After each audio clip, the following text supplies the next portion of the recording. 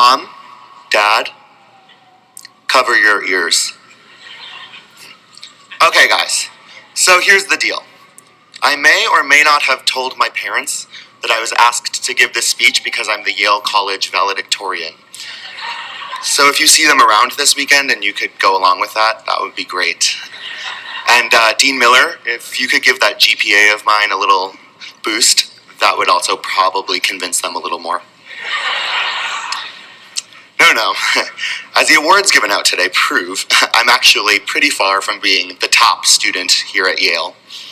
In fact, I had a little trouble figuring out just what it was I would be best at here. I spent the summer before freshman year mulling it over, and finally I decided I would be a singer. So that fall, I auditioned for some of Yale's 67 a cappella groups, which was daunting. Luckily, my freshman year roommate was also interested in a cappella, so I had someone with whom to navigate the process. It turns out, though, that he did pretty well for himself. First, he got into pretty much all the groups. About a year later, Oprah Winfrey invited him to sing on her show. And at this point, at last count, videos of him singing on the internet have been viewed 245,145,504 times. That's right. I roomed over there freshman year with YouTube sensation Sam Sui. So this is all a long way of saying I was never going to be the best singer at Yale because he was sleeping 10 feet away from me. Sophomore year, though, Sam and I moved in with some new suite mates. And around that time, I thought, I'm a decent writer. Maybe I'll try journalism. I was lucky that my friend Isaac was also interested in journalism. So I had someone with whom to navigate the process. I started writing for the Yale Daily News, but a few months later, I learned just how interested in journalism Isaac was. Before coming to Yale, Isaac was named the top high school journalist in the country.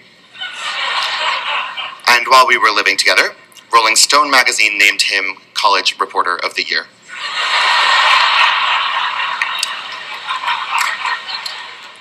I should have seen this coming, but once again, I had been bested by someone in my own backyard. In the depths of the identity crisis, which this inevitably caused, I cast around for inspiration, something at which I could be great. And then I saw it, a mirror. And more importantly, my reflection. Damn, I looked good. Maybe, just maybe, I could be the most beautiful person at Yale. And then I wondered if only there was some way to quantify that.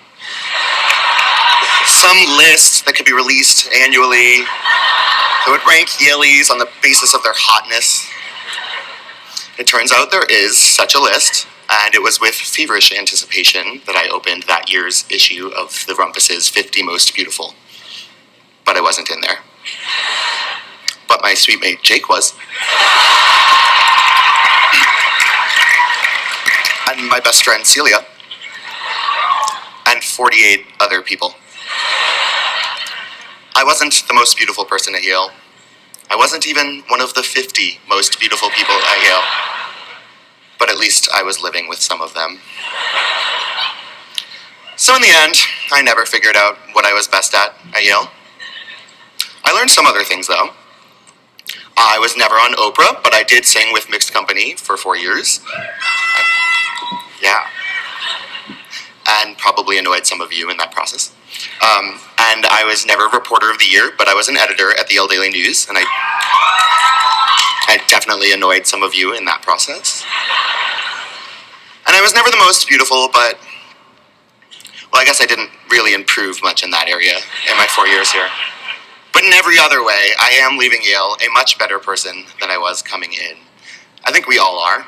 And we owe that in large part to the frustratingly talented people we were forced to room with for 4 years.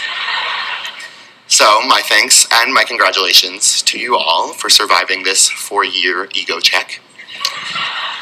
It may seem like the end of Yale is the end of the world, but sources tell me that life does not end after college.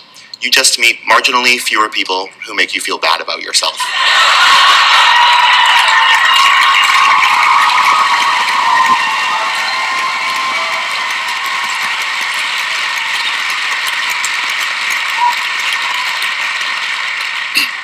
So then, could someone ask my parents to uncover their ears now? Are they listening? Okay.